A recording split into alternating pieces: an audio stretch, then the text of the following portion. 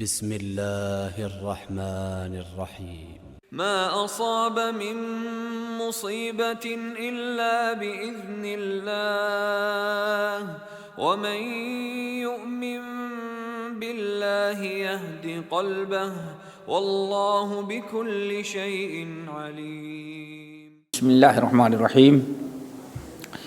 إن الحمد لله نحمده ونستعينه ونستغفره ونعوذ بالله من شرور أنفسنا ومن سيئات أعمالنا من يهده الله فلا مضل له ومن يضلله فلا هادي له وأشهد أن لا إله إلا الله وأشهد أن محمدا عبده ورسوله.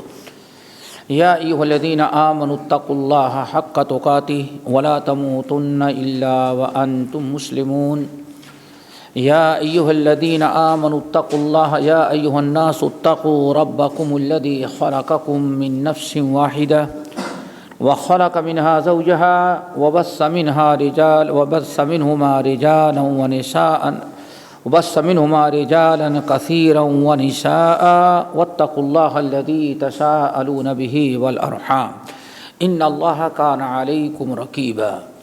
يا أيها الذين آمنوا اتقوا الله وقولوا قولا سديدا يصلح لكم أعمالكم ويغفر لكم ذنوبكم ومن يطع الله ورسوله فقد فاز فوزا عظيما.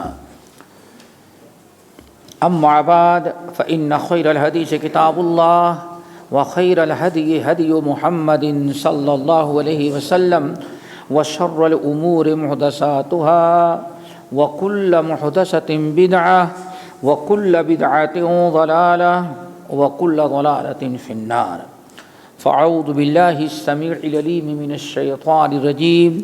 بسم الله الرحمن الرحيم.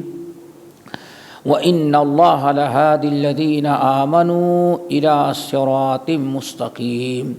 محترم سامعین، دین ماں اور بہنوں، یہ سورۃ الحج کی میں نے ایک آیت تلاوت کی ہے، آیت نمبر 54۔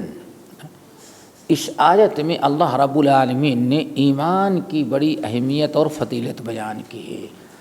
آج جس موضوع پر ہمیں گفتگو کرنا ہے وہ یہ ہے کہ ایمان کی برکت اور ایمان کے فوائد۔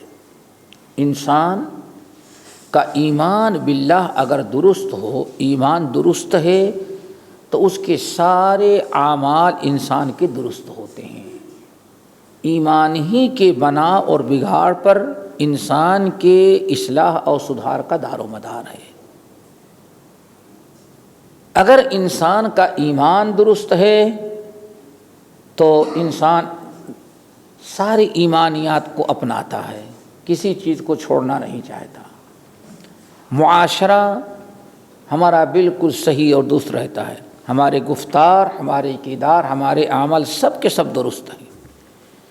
لیکن ایمان میں اگر بگاڑ پیدا ہو جائے، ایمان ہمارا کمزور ہو جائے، درست نہ رہے، تو انسان کا کوئی عمل درست نہیں رہتا۔ رب العالمین نے ارشاد فرمایا وَلَا تُطِعْ مَنْ أَغْفَلْنَا قَلْبَهُ عَنْ ذِكْرِنَا وَاتَّبَعَ هَوَاهُ وَكَانَ أَمْرُهُ فُرُطًا۔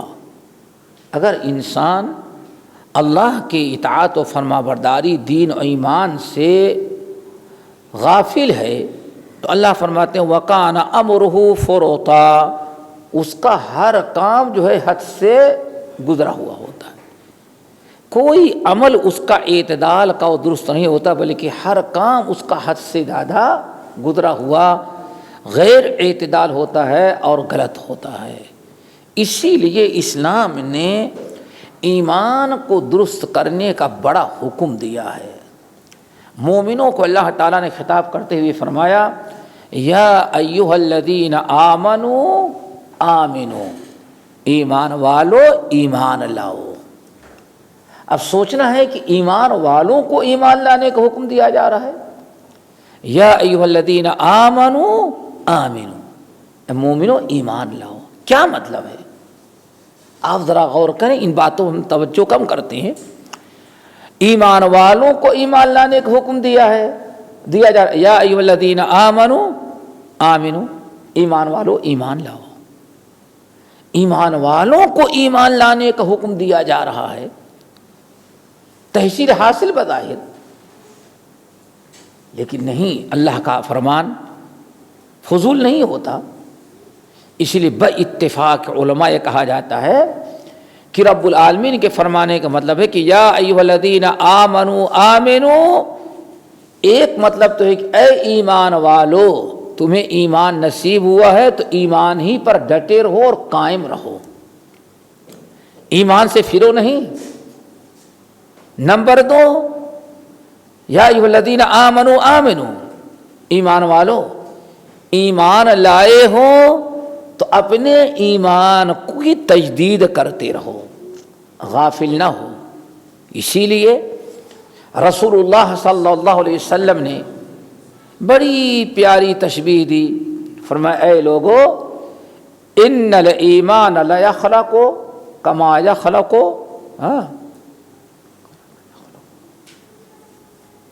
کما یخلق الثوب، جیسے تمہارا کپڑا بوسیدہ اور پرانا ہوتا ہے، ایسے ہی تمہارا ایمان بھی بوسیدہ ہوتا ہے، پرانا ہوتا ہے، اور اس پر بھی میل کچیل جم جاتے ہیں۔ ذرا سوچو، نبی علیہ السلام نے ایسی تشبیہ دی ہے کہ ہر انسان مشاہدہ کرے۔ آدمی کپڑا پہنتا ہے، اس کا کپڑا ہر وقت یکساں نہیں رہتا، ہمیشہ نیا نہیں رہتا، پرانا ہوتا ہے، ہمیشہ صاف نہیں رہتا، گندا ہوتا ہے، ہمیشہ صاف ستھرا ہونے کے بجائے کبھی بدبو بھی آنے لگتی ہے اس سے، ہے تو کپڑا وہی، لیکن ایک حالت میں انسان کا کپڑا کبھی نہیں رہتا۔ آپ نے بالکل مشاہدتی عملی تشبیہ دی، مثال دی، اے لوگو جیسے تمہارا ایمان، تمہارا کپڑا ہمیشہ یکساں نہیں رہتا، ایسے تمہارا ایمان بھی ہمیشہ یکساں نہیں رہتا۔ جیسے ہر وقت تم اپنے کپڑے کو صاف کرتے رہتے ہو، اس کی اصلاح کرتے رہتے ہو، اس کو دھلتے رہتے ہو، اس کو گندگی سے بچاتے رہتے ہو، ایسے ہی اپنے ایمان فجددوا ایمانکم، اس لیے اپنے ایمان کی بھی ایسے ہی تجدید اور صفائی کرتے رہو۔ یہ مطلب ہے یا ایھا الذین آمنوا آمنوا، ایمان والو ایمان لاؤ۔ اسی لیے صحیح مسلم کی حدیث، سفیان ابن عبداللہ الثقفی رضی اللہ تعالی عنہ ایک عرصہ ہو گیا مسلمان ہو چکے ہیں، طائف کے رہنے والے صحابی نبی علیہ السلام کے پاس پہنچے اور کہا یا رسول اللہ قل لی فی الاسلام قولا، یا رسول اللہ قل لی فی الاسلام قولا، ہمیں ایک ایسا کوئی عمل بتائیں، دین کی کوئی بات کہ وہ ہمارے لیے کافی ہو جائے، پھر اس کے بعد کسی اور سے کچھ سوال کرنے کی ضرورت نہ پڑے ہمیں۔ کتنا عظیم ترین سوال، یا رسول اللہ قل لی فی الاسلام قولا، آپ مجھے دین کی کوئی ایک ایسی بات بتا دیں بس کافی ہو جائے جنت تک پہنچنے کے لیے، اور پھر اس کے بعد کسی اور چیز، کسی سے کچھ پوچھنے کی نوبت ہی میں نہ آئے ہمیں زندگی میں۔ آپ نے ایک ہی بات بیان کی، فرمایا قل آمنت باللہ ثم استقم، تم ہمیشہ کہاں کہو آمنت باللہ، میں ایمان لا چکا ہوں، ثم استقم، پھر اسی پر تم قائم رہو، اپنے ایمان لانے پر قائم رہو۔ کیا مطلب ہے؟ تمام اہل علم کے نزدیک کہ بار بار تم ایمان لاتے رہو، آمنت باللہ پڑھتے رہو، ایمان کی تجدید کرتے رہو۔ کیوں؟ تم نے سوال یہ کیا کہ یا رسول اللہ دین اسلام کی کوئی ایسی بات بتائیں کہ بس وہ کافی ہو جائے جنت تک پہنچنے کے لیے، کسی اور سے کوئی دوسرا سوال کرنے کی نوبت نہ آئے۔ تو ایک ہی چیز ہے، اپنے ایمان کو خوب تازہ مضبوط کرتے رہو، اپنے ایمان کو خوب اچھا بناتے رہو۔ تمہارے لیے تمہارا ایمان انسان کی ہمیشہ رہنمائی کرتا ہے۔ اگر ایمان تمہارا تازہ رہا، ایمان خوب قوی رہا، ایمان خوب مضبوط رہا، تو تمہارا ایمان ہمیشہ نیکی کا حکم دیتا رہے گا، پھر جنت میں جانے کے لیے کوئی اور عمل کی ضرورت ہی نہیں رہ گئی، پوچھنے کی ضرورت ہی نہیں پڑے گی۔ تمہارا ایمان ہمیشہ تمہیں نیک اعمال پر آمادہ کرتا رہے۔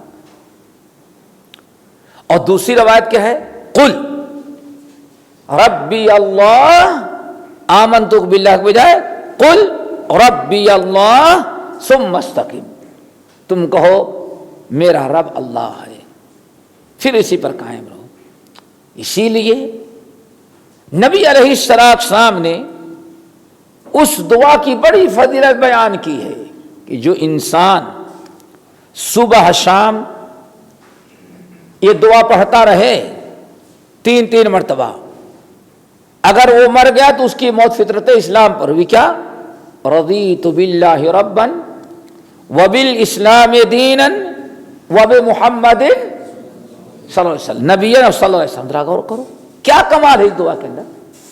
آپ تو مسلمان ہی ہیں، تینوں چیزوں پر ایمان ہے، رضیت باللہ ربا وبالاسلام دینا وبمحمد نبیا۔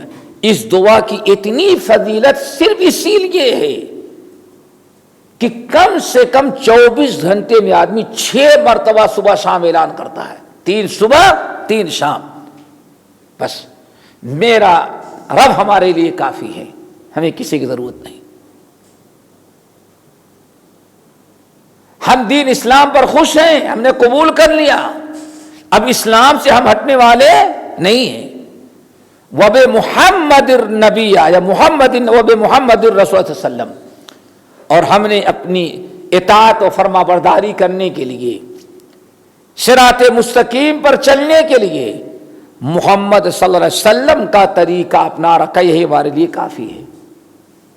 ورنہ ایک مسلمان کو تو یہی اردو میں ترجمہ کیا جائے تو شاید آپ رات دن ہرے ہم کوئی غیر مسلم ہے جو ہم یہ قرار کریں، معاملہ مسلم غیر مسلم کا نہیں ہے، مسلمان اس کے ذریعے اپنے ایمان کو تازہ کرتا رہتا، اللہ تعالیٰ سے وعدہ کرتا رہتا ہے، ایمان کی تجدید ہوتی رہتی ہے۔ رضیت باللہ ربا وبالاسلام دینا وبمحمد نبی، روزانہ پڑھنے کی رغبت دلائی گئی۔ اس کی صرف وجہ یہ ہے کہ ایمان درست ہے تو ایمان ہی انسان کو صراط مستقیم پر چلاتا رہتا ہے، نیکیوں پر اسے لے کر چلتا رہتا ہے۔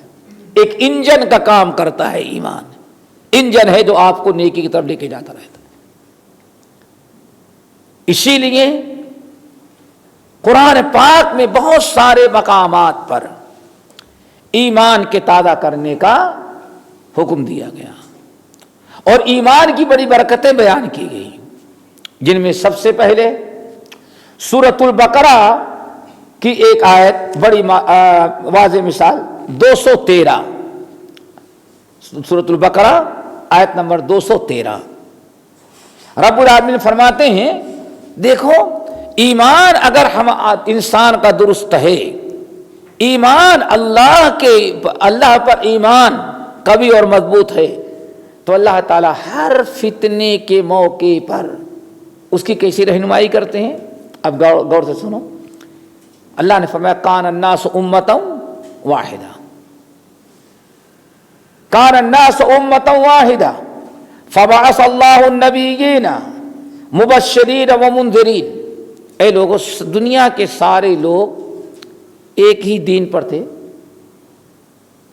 کان الناس امتا، ایک ہی گروہ، ایک ہی جماعت، کوئی مذہبی اختلاف ان کا نہیں تھا، کان الناس امتا واحدہ فبعث اللہ النبیین مبشرین ومنذرین۔ پھر جب لوگوں میں بگاڑ پیدا ہو گیا دادا، لوگ گمراہ ہونے لگے، تو اللہ تعالیٰ نے انبیاء کو بھیجا جنہوں نے بشارت بھی سنائی اور نافرمانی کرنے والوں کو وعید اور عذاب کی خبر بھی دی۔ وَأَنزَلَ مَعَهُمُ الْكِتَابَ بِالْحَقِّ، اور اللہ نے انبیاء کے ساتھ کتاب بھی نازل کیا۔ کیوں نازل کیا؟ لِيَحْكُمَ بَيْنَ النَّاسِ فِيمَا اخْتَلَفُوا فِيهِ، تاکہ جس چیز میں لوگوں نے اختلاف کیا ہے اللہ کی کتاب کی روشنی میں اللہ کے نبی عدل و انصاف کا فیصلہ کر دیں کہ کون حق پر ہے اور کون باطل پر ہے۔ اللہ رب العالمین نے قرآن پاک کے نازل کرنے، آسمانی کتابوں کے نازل کرنے کے جو مختلف مقاصد بیان کیے ہیں، ان میں ایک مقصد کیا بیان کیا؟ لِيَحْكُمَ بَيْنَ النَّاسِ فِيمَا اخْتَلَفُوا فِيهِ۔ بہت سارے مقام پر یہ قرآن اختلاف مٹانے کے لیے آیا ہے۔ آسمانی کتابیں اختلاف مٹانے کے لیے نازل کی گئی ہیں۔ اللہ کے نبی جو آئے وہ اختلاف کو ختم کرنے کے لیے آیا کرتے ہیں۔ یہ تو اللہ نے بتا دیا مقصد۔ فَبَعَثَ اللَّهُ النَّبِيَّ كَانَ النَّاسُ أُمَّةً وَاحِدَةً فَبَعَثَ اللَّهُ النَّبِيِّينَ مُبَشِّرِينَ وَمُنذِرِينَ وَأَنزَلَ مَعَهُمُ الْكِتَابَ بِالْحَقِّ لِيَحْكُمَ بَيْنَ النَّاسِ فِيمَا اخْتَلَفُوا فِيهِ وَمَا اخْتَلَفَ فِيهِ إِلَّا الَّذِينَ أُوتُوهُ مِن بَعْدِ مَا جَاءَتْهُمُ الْبَيِّنَاتُ بَغْيًا بَيْنَهُمْ، اور لوگوں نے نہیں اختلاف کیا دین میں مگر کب؟ جبکہ ان کے پاس حق آ گیا، حق واضح ہوا، اللہ کے نبی نے حق بیان کر دیا، کتاب نے حق کو واضح کر دیا۔ اب لوگوں نے اختلاف کیا۔ اختلاف کیوں کیا؟ بغیم بینہم، آپس کے عداوت اور نفرت کی بنا پر۔ ہم ان کی بات نہیں مانیں گے، ہم ان کی بات نہیں مانیں گے، تعصب میں آ گئے۔ تعصب اور آپس میں ضد کی بنا پر لوگوں نے حق قبول کرنے سے انکار کر دیا۔ بات سمجھ گئے یہاں تک؟ اب ذرا غور کریں، کتنے مشکل میں انسان پھنسا ہوا ہے۔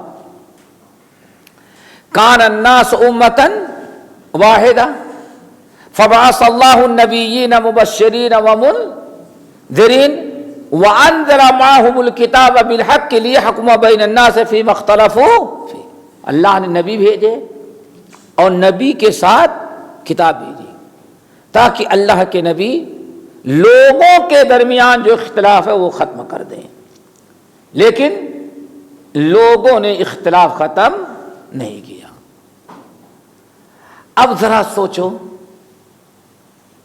اللہ نے ایمان کی کتنی بڑی ایمان کی کتنی بڑی اہمیت اور فضیلت بیان کیا کہ سارے لوگوں نے حجت بازی اور ضد کی بنا پر حق کی مخالفت کیا، لیکن فہد اللہ الذین آمنوا لما اختلفوا فیہ من الحق بإذنہ، لیکن جو ان کا ایمان درست تھا اللہ نے ایمان والوں کو ہدایت صراط مستقیم اور حق کی ہدایت کر دیا۔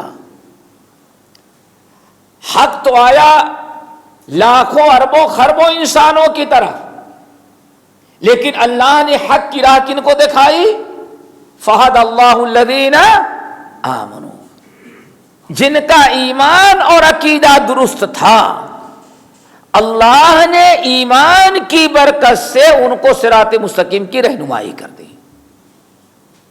فتح یہ چل گیا، فتنے فساد، فرقے بندیاں، گروہ بندی، آج دنیا کے اندر ماحول بگڑا ہوا ہے یا اس سے پہلے گمراہیوں کا جو دور تھا جاہلیت کا، ہمیشہ اللہ رب العالمین جن لوگوں کے ایمان درست ہیں اللہ ان کو ہر قسم کے شک شبہ فرقے بندی گروہ بندی سے بچا کر کے اللہ ان کو صراط مستقیم کی ہدایت کر دیتے ہیں۔ فہد اللہ الذین آمنوا لما اختلفوا فیہ من الحق بإذنہ، جن چیزوں میں لوگوں نے اختلاف کر رکھا تھا، کسی کے سمجھ میں نہیں آتا تھا حق کیا ہے اور باطل کیا ہے، اس قدر لوگ پریشان تھے، لیکن ایسے فتنے کے دور میں بھی ایمان والوں کو اللہ تعالیٰ نے ہدایت دیا. فرمایا فَهَدَى اللَّهُ الَّذِينَ آمَنُوا لِمَا اخْتَلَفُوا فِيهِ مِنَ الْحَقِّ بِإِذْنِهِ. آگے وَاللَّهُ يَهْدِي مَن يَشَاءُ إِلَى صِرَاطٍ مُسْتَقِيمٍ. قرآن پاک کے اور بہت ساری مثالیں ہیں، جن میں ایک مثال اور ہے. اللہ اکبر. یہ سورۃ الحج میں اللہ رب العالمین نے اسی سورۃ الحج کے اندر جو میں نے آیت پڑھی آیت نمبر 54، اس آیت نمبر 54 کے ساتھ ساتھ 3-4 آیتیں ہیں، ان کو ذرا دیکھیں. اللہ رب العالمین کس طرح سے ایمان کی برکت سے دوستو، آج میں کیا بتلانا چاہتا ہوں وہ یہ، ایمان اگر ہمارا درست ہے، ہم نے اپنے عقیدے اور ایمان کو درست کر لیا ہے، تو کتنے بھی فتنے، کتنے بھی اختلافات امت میں پیدا ہوں، ایمان والوں کو اللہ تعالیٰ ایمان کی برکت سے ہمیشہ صراط مستقیم عطا کرتے ہیں. اللہ رہنمائی کر دیتے ہیں، اس انسان کو ہر قسم کے فتنے اور گمراہی سے بچا لیتے ہیں. بڑی واضح مثال ایک دوسری، یہ سورۃ الحج ہے. سورۃ الحج کی یہ چند آیات، آپ آیت نمبر 52، 53، 54، 4 آیتیں سمجھ میں آیا؟ 53، 54 سمجھ میں آیا؟ 52، 53، 54، 3 آیتیں. اللہ اکبر. اب ذرا بڑی عجیب سی مثال اللہ نے دی. میرے بھائیو، قرآن اور حدیث ایمان کی درستگی کا، ایمان میں اگر کھوٹ ہے کہیں بھی انسان بھٹک سکتا ہے. اگر ایمان اور عقیدہ درست ہے تو اللہ تعالیٰ ان کی رہنمائی کرتے، ان کو صراط مستقیم سے بھٹکنے نہیں، صراط مستقیم پر قائم رکھتے ہیں. آئے دوسری مثال، یہ سورۃ الحج کی 3 آیتوں پر ذرا غور کرو. رب العالمین نے فرمایا وَمَا أَرْسَلْنَا مِن قَبْلِكَ مِن رَّسُولٍ. اللہ اکبر. وَمَا أَرْسَلْنَا مِن قَبْلِكَ مِن رَّسُولٍ وَلَا نَبِيٍّ إِلَّا إِذَا تَمَنَّىٰ أَلْقَى الشَّيْطَانُ فِي أُمْنِيَّتِهِ.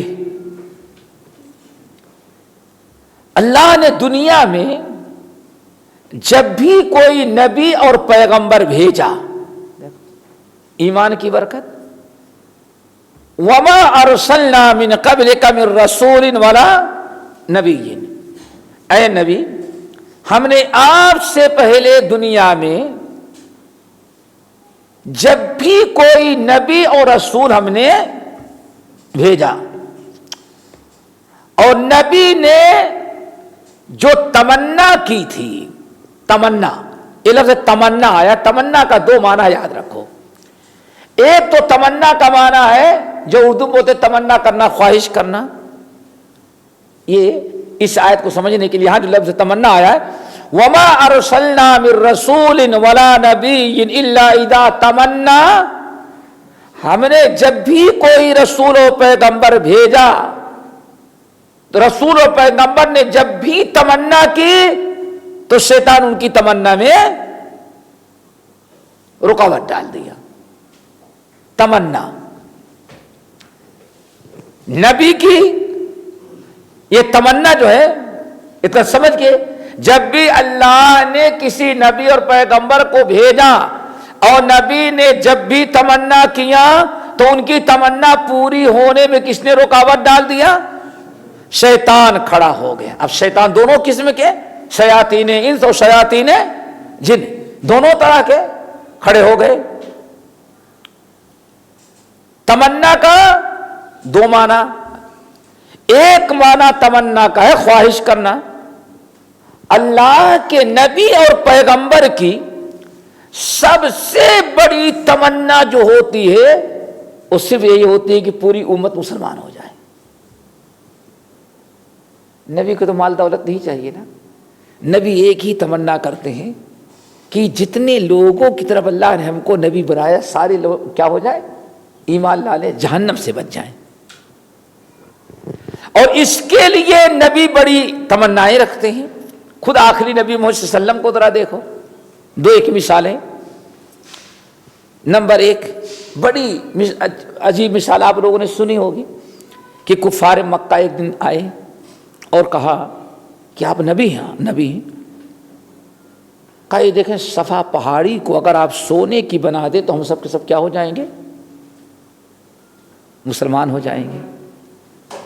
جب بھی نبی تمنا کیا شیطان کچھ نہ کچھ رکاوٹیں ڈالتا ہے.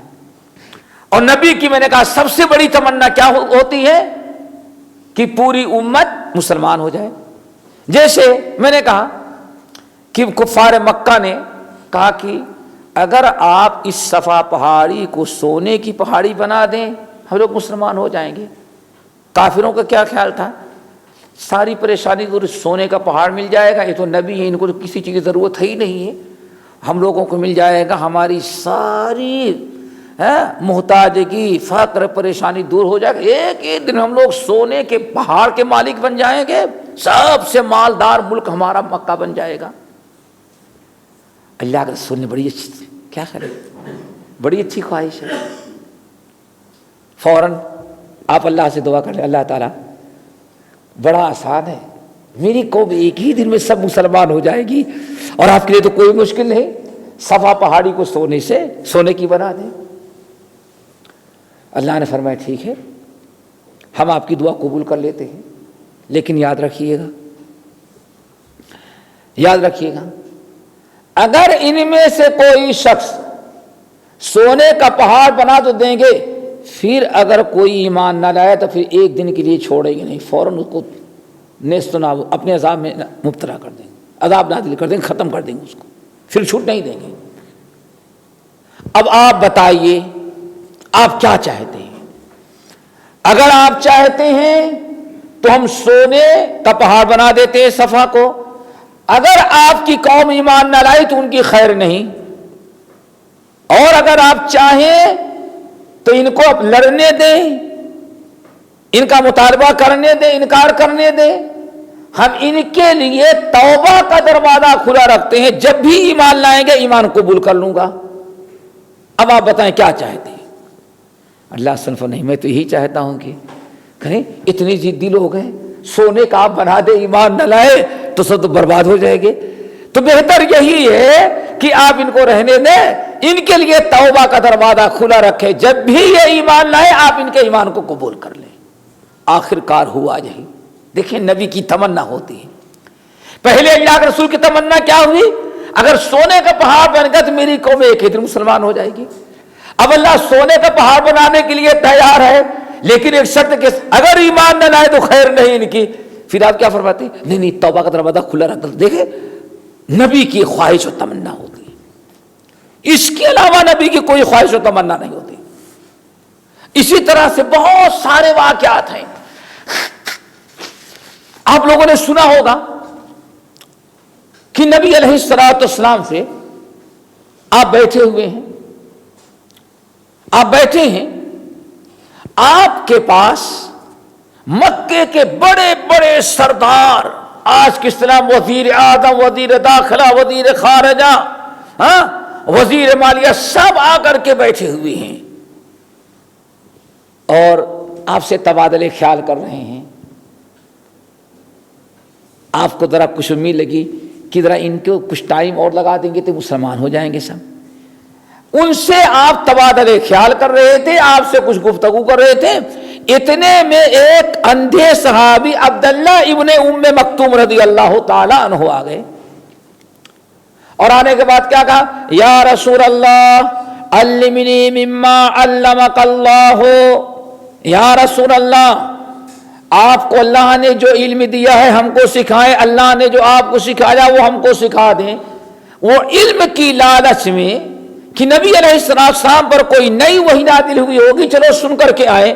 یا رسول اللہ علمنی مما علمک اللہ. آپ نبی علیہ السلام کے پاس آگے کھڑے ہو گئے اور مطالبہ کیا. نبی علیہ السلام کو یہ چیز ناگوار گزر گئی. کیوں ناگوار گزری؟ نبی صلی اللہ علیہ وسلم یہ ان سے گفتگو کرنے میں مشغول تھے کہ آپ بلا وجہ آ کر کے سوال کرنے لگے، وہ تو مسلمان ہے، کبھی بھی یہ بات پوچھ سکتے تھے، لیکن ابھی ان پہ یہ مسلمان ہو گئے، یہ جو سردار ہیں یہ مسلمان ہو گئے تو پورا مکہ مسلمان ہو جائے گا سرداروں کے ساتھ۔ اس بنا پر اس موقع پر جو آپ نے عبداللہ ابن ام مکتوم نے جو سوال کیا وہ نبی علیہ السلام کو اچھا نہ لگا۔ ابھی وہیں وہ کھڑے تھے، جبرائیل امین سورہ عبس لے کر کے نازل ہو گئے، عبس وتولی ان جاءہ الاعمی وما يدریک لعلہ یذکر اللہ واما من جاءک یسعی وهو یخشی فانت عنہ تلہی۔ جو آپ کے پاس آیا لالچ میں، حرص میں، صدق نیت کے ساتھ آپ سے علم حاصل کرنے کے لیے، آپ کو تو ناگوار گزرا، اس سے کنارہ کشی اختیار کر لیتے ہیں، منہ موڑ لیتے ہیں، اور وہ جو آئے ہیں جن کو کوئی ضرورت، جو ضرورت ہی نہیں محسوس کرتے، فضول میں آ کر کے آپ کے پاس بیٹھے ہوئے ہیں، آپ ان کے خاطر اس طلب کرنے والے طلبگار نیک انسان کو آپ نے چھوڑ دیا۔ یہ نبی علیہ السلام پر وہ آیتیں نازل ہوئی، یہ آپ کی خواہش و تمنا ہوتی تھی۔ اس طرح سے بہت ساری مثالیں بتانا یہ چاہتا ہوں میں کہ اللہ نے ارشاد فرمایا وما ارسلنا من رسول الا ولا نبی الا اذا تمنا القى الشیطان فی امنیته۔ جب بھی اللہ تعالی، اللہ کے نبی خواہش و تمنا جو کرتے ہیں، شیطان کوئی نہ کوئی رکاوٹ آ کر کے ڈال دیتا ہے تاکہ نبی مایوس ہو جائیں، بہت کامیاب نہ ہو سکیں۔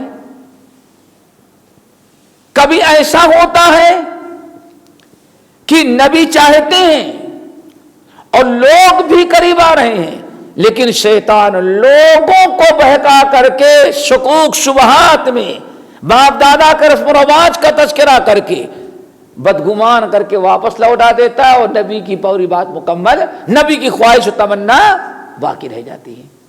یہ کون کرتا ہے؟ شیطان۔ اچھا، تمنا کا دوسرا معنی ہے تلاوت کرنا۔ کیا کرنا؟ تلاوت کرنا۔ یعنی جب بھی اللہ کے نبی یا کوئی پیغمبر اللہ کی آیات کو تلاوت کرتے ہیں، اللہ کے احکام کو امت کے سامنے پیش کرتے ہیں، تو شیطان عوام کے دلوں میں شکوک شبہات ڈال کر کے نبی کی دعوت کو ناکام بنانے کی کوشش کرتا ہے۔ ایسے بہت ہوتا ہے۔ مثال کے طور پر صرف دو مثالیں دیتے ہیں۔ ایک مثال سورۃ مائدہ وغیرہ میں ہے، وہ کیا؟ عرب کے لوگ مردار کھاتے تھے۔ کیا کھاتے تھے؟ مردار۔ کسی کا جانور مر گیا ہے، گائے ہے، اونٹ ہے، بکری ہے، تو پھینکتے نہیں تھے، مردے کو کھا لیتے، کھال نکالتے اور آپس میں اس کو تقسیم کر کے کھا لیتے، پھینکتے نہیں تھے۔ اسی طرح سے جانور جب ذبح کرتے تو اس کا خون ضائع نہیں کرتے تھے، برتن میں چمڑا بچھا دیتے، اسی چمڑے پر کاٹتے، خون تھوڑی دیر کے بعد جم جاتا تو اس کو چاقو سے کاٹ کر کے میٹھا ڈال کر کے حلوہ بنا لیتے تھے، یا مسالہ ڈال کر کے اس کو سالن بنا لیتے، ان کا دستور تک کھاتے تھے۔ قرآن پاک نے منع کر دیا، اللہ نے آیت نازل کر دی، حرمت علیکم المیتۃ والدم ولحم الخنزیر۔ حرمت علیکم المیتۃ والدم ولحم الخنزیر، اللہ نے آپ پر، مسلمانوں تم پر حرام قرار دے دیا مردار، خون اور خنزیر، وما اہل بہ غیر اللہ کے نام کی نیاز، تینوں کو حرام قرار، چاروں کو حرام قرار دے۔ کفار مکہ کے ذہن میں شیطان نے ڈالا، بتا دیکھو سیدھی سادی بات تھی، اللہ کے نبی نے بیان کر دیا، القى الشیطان فی امنیتی، نبی کے تمنا میں یا قرآن جو تلاوت کرتے ہیں اس کے پیغام کو قبول کرنے والے لوگوں کے دلوں میں رکاوٹیں ڈال دیتا ہے، شکوک شبہات پیدا کر دیتا ہے۔ سیدھی سادی بات تھی، لیکن شیطان نے لوگوں کو دلوں میں کیا ڈالا؟ بھائی نبی علیہ السلام کے پاس آئے، شیطانوں نے ذہن میں ڈالا، شیاطین انس و جن، اچھا یہ مردار حرام ہے؟ ہاں حرام ہے۔ کس نے مارا؟ اللہ نے مارا۔ اچھا حلال کب ہوتا ہے؟ جب ہم لوگ ذبح کریں گے تب۔ تو شیطان نے کہا دیکھو ان کو اللہ سے بڑا اپنے آپ کو سمجھتے ہیں، اللہ مار دے تو حرام اور خود مار دے تو حلال۔ آج دنیا کے اندر ساری بدعتوں کا سارا مدار اسی پر حضرات سوچیں۔ نماز چھوڑ دے کوئی بات نہیں، ساری زندگی نبی کی نافرمانی کرے کوئی بات نہیں، لیکن عید میلاد کا چندہ یہ نبی کے گستاخ ہے۔ دیکھا آپ نے کتنی عجیب سی بات۔ شیطان کیسے نماز کے پڑھنے میں رکاوٹ ڈالتا ہے، نبی کی سچی دعوت میں رکاوٹ، اور جس کو بدعت کہا گیا کل بدعت ضلالہ وکل ضلالۃ فی النار، بدعات کو شیطان اچھا بنا کر کے لوگوں کے دلوں میں ڈال دیتا ہے۔ بڑی عجیب سی بات ہو گئی۔ اب وہ پورے عرب میں بھائی دیکھو مسلمانوں کا کردار دیکھو، ان کا دین دیکھو، اللہ جس کو مارے وہ حرام، اپنا جس کو مارے وہ حلال۔ اللہ نے فرمایا وَإِنَّ الشَّيَاطِينَ لَيُوحُونَ إِلَىٰ أَوْلِيَائِهِمْ، شیطان اپنے دوستوں کے دلوں میں ایسی حجت بازی ڈالتا ہے۔ دوسری مثال اللہ نے فرمایا إِنَّكُمْ وَمَا تَعْبُدُونَ مِن دُونِ اللَّهِ حَسَبُ جہنم، سورہ انبیاء کی آیت۔ جب اللہ تعالیٰ نے آیت نازل کی اے مشرکو تم بھی اور تم جن بتوں کی پوجا کرتے ہو، بتوں کا معاملہ تھا پتھروں کو، تم اور تم جن کی پوجا کرتے ہو سب جہنم کے ایندھن بنیں گے۔ اب شیطان نے فوراً اس توحیدی آیت کو قبول کرنے میں رکاوٹ ڈال دیا، قوم کے دلوں میں وہ سزا ڈال کر کے۔ لوگوں کے دلوں میں کیا ڈالا شیطان نے؟ نبی علیہ السلام کے بعد پہنچ گئے، اچھا آپ نے تو سب کو جہنم میں پہنچا دیا، اللہ کے بندے میں کیوں جہنم میں کسی کو پہنچاؤں؟ آپ نے آیت پڑھ کے سنا دیا نا اللہ کی انکم وما تعبدون من دون اللہ حسب جہنم، اے مشرکو تم اور جن کی پوجا کرتے ہو سب جہنم کے ایندھن بنے گے، سب کو جہنم میں ڈالا جائے گا۔ آپ نے فرمایا ہاں تو کیا مشکل ہے؟ کہا اچھا اس کا مطلب عیسائی حضرت عیسیٰ اور مریم کی عبادت کرتے ہیں، تم نے اپنے بھائی نبی اور مریم کو بھی جہنم میں پہنچا دیا۔ اللہ نے کہا بات کہاں سے کہاں لے جا کر کے ملایا، جیسے آج اللہ اکبر، کہاں اس کی بات کہاں لے جا کر کے جوڑا۔ پھر تو آپ نے تو عزیر کو بھی پہنچا دیا کیونکہ یہودی ان کی عبادت کرتے ہیں۔ اچھا بھائی ٹھیک ہے، اللہ کے فرشتے کہاں جائیں گے؟ جنت میں جائیں گے۔ ارے اللہ کے فرشتوں کو بھی آپ نے جہنم میں کیوں؟ عرب کے بہت سارے لوگ کن کی پوجا کرتے ہیں؟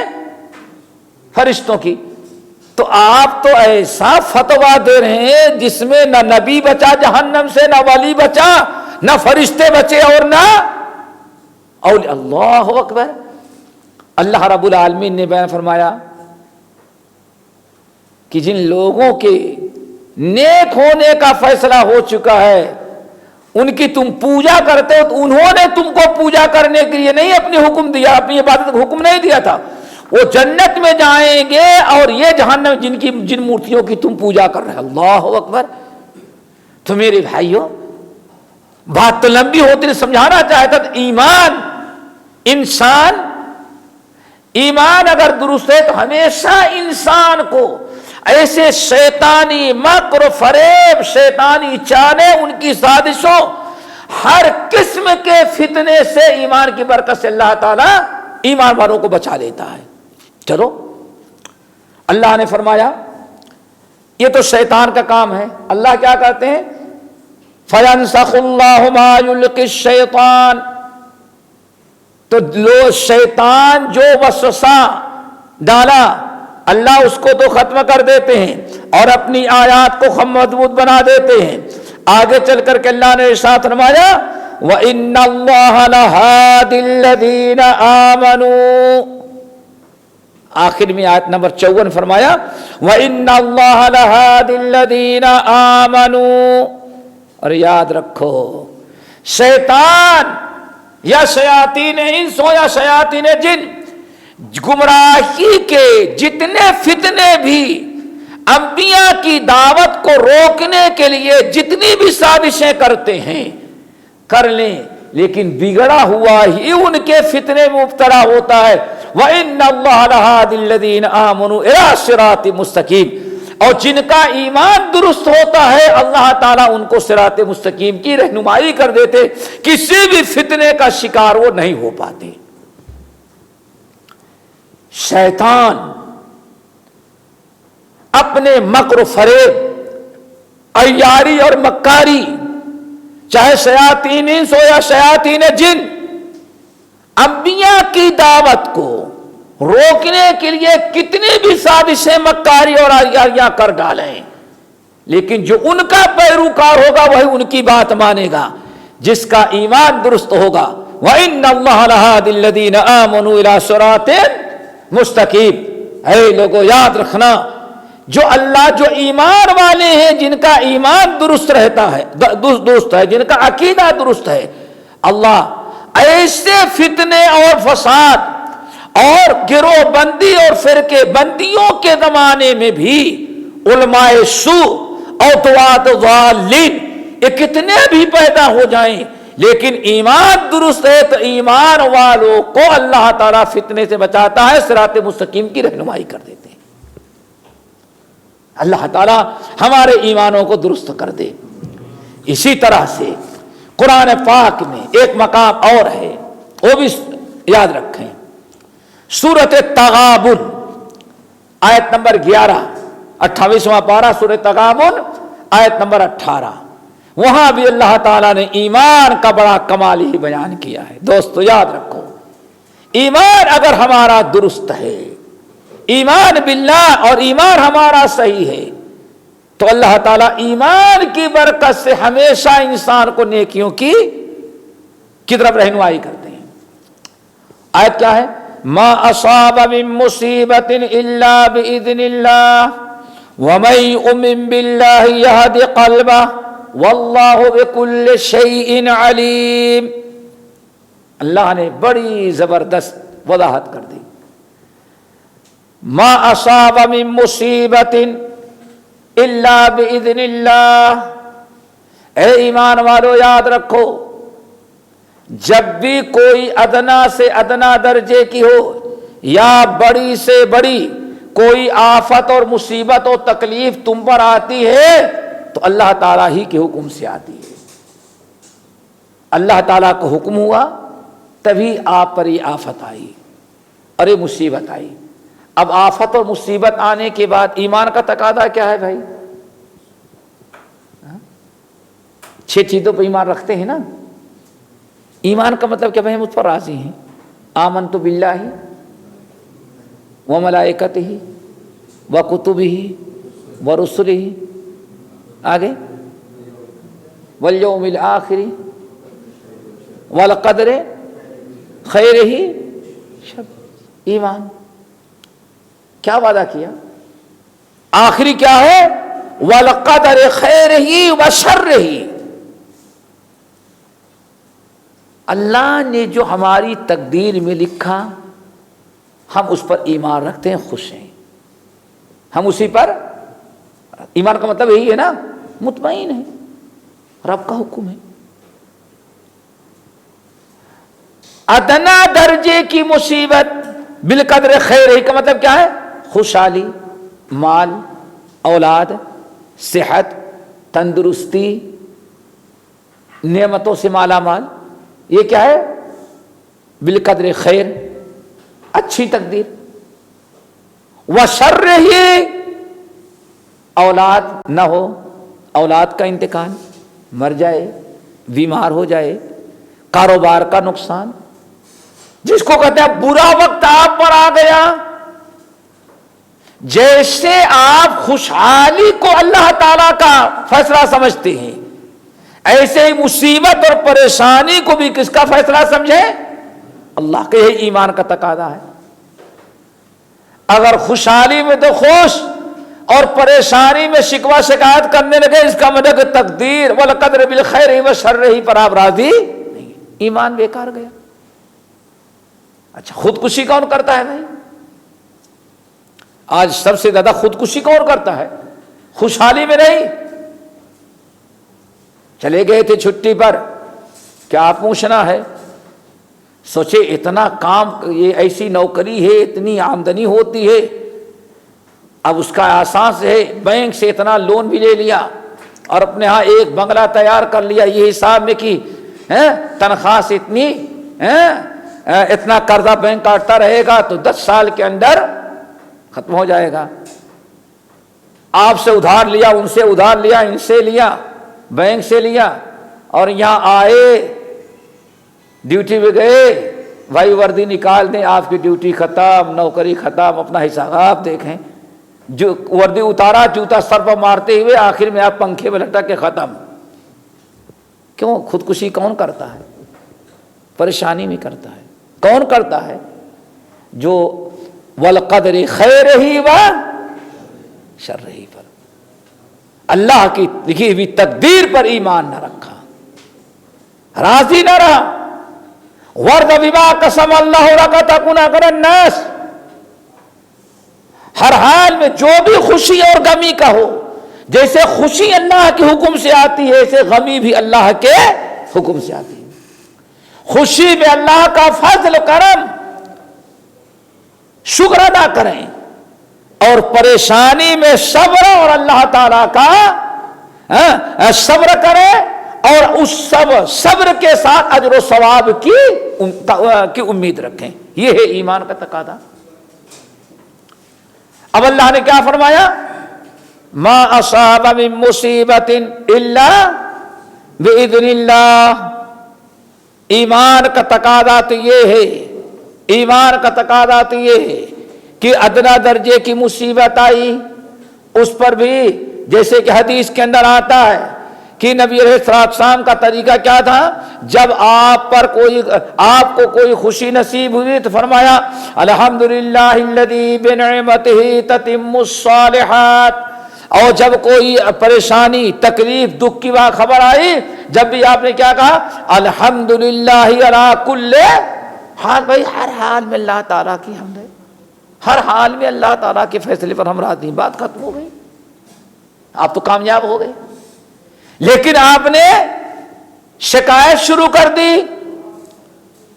رونا دھونا، واہ ویلا کرنا، ہنگامہ کرنا، دین سے بے دین ہو جانا، نعوذ باللہ من ذالک، جیسے وہ کرتے ہیں لوگ، یہی ایمان کے خلاف ہے۔ ایسی مصیبت اور پریشانی آ جائے جہاں ایمان اور کفر کا معاملہ ہے تو اللہ فرماتے ہیں وہاں بھی ہدایت کس کو ملتی ہے؟ اب ذرا سنیں، ما اصاب من مصیبت الا باذن اللہ، ادنا درجے کی کوئی مصیبت تم کو نہیں آتی مگر اسی وقت جب اللہ کا حکم ہو۔ وَمَن يُؤْمِن بِاللَّهِ، کتنی بڑی بھی مصیبتیں آ جائیں، کتنی پریشانیاں آ جائیں، وَمَن يُؤْمِن بِاللَّهِ، جس کا ایمان اللہ پر درست ہوتا ہے، یہدِ قلبہ، اللہ تعالیٰ ایمان کے برکت سے اس کے دل کو ہدایت دے دیتے ہیں، ایسے مشکل وقت میں بھی وہ دین پر قائم رہتا ہے۔ ایک چھوٹی سی مثال، صحیح بخاری کی روایت آپ لوگوں نے سنا ہوگا، جنگ احد کے موقع پر ایک خاتون تھی نا، جن کا بیٹا، باپ، بھائی اور شوہر، چاروں، ایک عورت کے دنیا میں 4 ہی سہارے ہوتے ہیں۔ سب سے بڑا سہارا جب تک شادی نہ ہو باپ ہوتا ہے نا، یا بھائی، شادی ہو جانے کے بعد شوہر، بیوہ ہو جانے کے بعد انسان، ایک عورت کا سب سے بڑا سہارا کس پر ہوتا ہے؟ بیٹے پر۔ ایک عورت، اس کے چاروں سہارے ایک ہی دن ختم ہو گئے جنگ احد کے اندر۔ جنگ احد کے موقع پر چاروں، اس کو مدینے میں خبر پہنچ گئی کہ تمہارا بیٹا، باپ، شوہر سب اللہ اکبر، وہ بھاگی احد کی طرف. نبی علیہ السلام آ رہے ہیں احد کی طرف سے، مدینے کی طرف آ رہے ہیں، اور یہ مدینے سے احد پہاڑ کی طرف جا رہی ہے. راستے میں کچھ لوگ ملے، بھائی اللہ کے رسول کہاں ہیں؟ وہ اللہ کے رسول آ رہے ہیں، لیکن بڑے افسوس کی بات ہے تمہارا بیٹا جو ہے وہ شہید کر دے گا. کہا اللہ کے رسول کہاں؟ ان اللہ بڑا. آگے بڑھی، دوسرا گروہ ملا. لوگوں نے پوچھتے بھائی اللہ کے رسول کہاں ہیں؟ اللہ کے رسول تو پیچھے آ رہے ہیں، تمہارے شوہر کو شہید کر دیا گیا. ان اللہ کے رسول خیریت سے ہیں؟ پیچھے بتاؤ کہاں. اور تیسرے گئی، تیسرے گروہ سے ملی، بھائی اللہ کے رسول کہاں ہیں؟ خیریت سے اللہ کے رسول ہیں، پیچھے خیریت سے ہیں، لیکن تمہارے بھائی کو شہید کر دیا. آخر میں چاروں کی خبر، پانچواں گروہ جب ملا تو پتا چلا یہ اللہ کے رسول صحیح سالم آ رہے ہیں.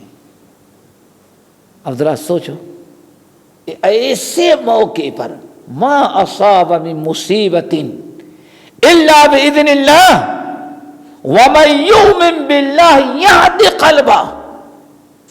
جو ایمان باللہ جس کا درست ہوگا، جس کا ایمان صحیح ہوگا، ایسے مشکل وقت میں بھی اللہ تعالیٰ اس کے دل کو ہدایت پر رکھتے ہیں. کیا جواب دیا؟ یا رسول اللہ کل مصیبت بعدک جلن. ایسا کوئی بات نہیں، باپ، بیٹا، شوہر، بھائی، سب کے شہادت کی خبر مل چکی ہے، لیکن اگر آپ زندہ بخیر ہیں تو آپ کے ہوتے ہوئے، زندہ ہوتے ہوئے ہمارے چاروں اولاد کی، ہمارے چاروں سہاروں کی جو مصیبت تھی وہ سب ہوا میں ہے، کوئی بات نہیں، اللہ تعالیٰ آپ کو خوش رکھا ہے. بس انسان نظیر نہیں پیش کر سکتا. وَمَن کیا تھا؟ وَمَن یُؤْمِن بِاللَّهِ یہدی، اس کے دل کو اللہ دے. بات ایمان کی ہے. وَمَن یُؤْمِن بِاللَّهِ یہدی قلبہ. اسی لیے حضرت عبداللہ بن عباس رضی اللہ تعالیٰ عنہ سے پوچھا گیا اس آیت کا کیا مطلب ہے کہ جو ایمان رکھتے ہیں اللہ تعالیٰ ان کے دل کو ہدایت دیتا ہے. کہا کہ ایمان رکھتے ہیں اللہ ان کے دل کو ہدایت دیتا ہے، صبر کرتے ہیں، یقین رکھتے ہیں کہ واقعی اللہ رب العالمین جو مصیبت لانا چاہے کوئی ٹال نہیں سکتا، وہ جو جس سے بچا دے کوئی لا نہیں سکتا. بہت ساری تفسیریں کی گئی، بلکہ بعض لوگوں نے یہاں تک کہا اللہ اکبر، اس آیت کا مطلب یہ ہے کہ جب بھی اس پر کوئی مصیبت آتی ہے، اذا ابتلی صبر، اگر کوئی پریشانی ہوتی تو صبر کرتا ہے. وَإِذَا أُنْعِمَ عَلَيْهِ فَشَكَرَ، اور اگر اسے انعام سے نوازا جاتا تو شکر کرتا ہے. وَإِذَا ظُلِمَ غَفَرَ، اور اگر کوئی اس پر ظلم کرتا ہے تو اللہ تعالیٰ معاف کرنے کی رہنمائی دیتے ہیں، انتقام بھی نہیں لیتا. وہ ساری برکتیں کہاں میرے بھائیو؟ وَمَن یُؤْمِن بِاللَّهِ یہدی قلبہ. ایک حدیث، اللہ اکبر، حضرت ابو سعید الخدری رضی اللہ تعالیٰ عنہ کی حدیث بڑی زبردست، اسی کو بتا کر کے ہم بات ختم کر دیتے ہیں. یہ حدیث تو ابو نعیم حلیہ کی ہے، لیکن اسی مفہوم کی حدیث مسلم وغیرہ میں بھی بسند صحیح موجود ہے. اللہ اکبر. اللہ کے رسول نے فرمایا مثل المؤمن والایمان، اللہ اکبر، ایمان اگر درست ہے، مثل المؤمن والایمان کمثل الفرس فی اجمتہ یتجول ثم یرجع الی اجمتہ. اللہ اکبر. المؤمن یصحو ثم یرجع الی ایمانہ. اللہ اکبر. آن فرمایا اے لوگو، مومن اور اس کے ایمان کا تعلق، مومن اور ایمان کا آپس میں تعلق ایسے ہی ہے جیسے گھوڑے کا اور اس کے کھونٹے کا. کھونٹا سمجھتے ہو نا، جس میں وہ لکڑی یا درخت جس میں آپ رسی میں گھوڑے کو باندھ کر کے جس میں آپ باندھ دیتے ہیں رسی سے 4 فٹ 5 فٹ 10 فٹ جو بھی ہے لے، اور پھر ایک جگہ آپ نے رسی کو کسی درخت میں یا کسی اور چیز میں آپ نے باندھ دیا. اب ذرا بتائیں، وہ گھوڑا اللہ رسول نے فرمایا چاروں طرف جاتا ہے، لیکن پھر اس کی رسی اس کو کھینچ لیتی، جاتا نہیں کہیں. جہاں تک رسی اس کو لمبی ہے وہیں تک وہ گھوڑا جاتا ہے، رسی سے تجاوز نہیں کر سکتا، رسی جو ہے اسے پھر واپس لوٹا لیتی ہے۔ اللہ اکبر۔ آپ نے فرمایا جس طرح سے یتجول ثم یرجع الی جمته، جس طرح سے بندھا ہوا گھوڑا چاروں طرف گھومتا ہے لیکن جدھر بھی جانا چاہتا ہے پلٹ کر کے اپنے اس درخت یا اس کھوٹے کی طرف آ جاتا ہے جس میں اس کو باندھا گیا ہے۔ آپ نے فرمایا یہی تعلق مومن کا اس کے ایمان کا ہوا کرتا ہے، مومن اور ایمان کا یہی تعلق ہے۔ مومن سے غلطی ہوتی ہے، بھول چوک ہوتی ہے، لیکن مومن کا ایمان پھر اپنی طرف اس کو لوٹا دے، گمراہ نہیں ہونے دیتا بلکہ ایمان اس کا کھینچ لیتا ہے اور گمراہی سے بچا لیتا ہے۔ اللہ تعالی ہم سب کو عمل کی توفیق نصیب فرمائے، سب کا ایمان درست ہو جائے۔ یہودیوں کا ایمان خراب ہوا، اسی لیے یہودیوں کے سارے اعمال برباد۔ قرآن پاک سورۃ البقرہ کی آیت بئس ما یأمرکم بہ ایمانکم، یہودیو تمہارا ایمان کتنا برا ہے کہ ہمیشہ تمہیں برائی کا حکم دیتا ہے، تمہارا ایمان نیکی کا حکم دیتا نہیں۔ اللہ تعالیٰ عمل کی توفیق نصیب فرمائے۔ باقی انشاءاللہ اگلے ہفتے اقول قولی ھذا واستغفر اللہ من کل ذنب واتوب الیہ، سبحانک اللہم وبحمدک، اشہد ان لا الہ الا انت، استغفرک واتوب الیک۔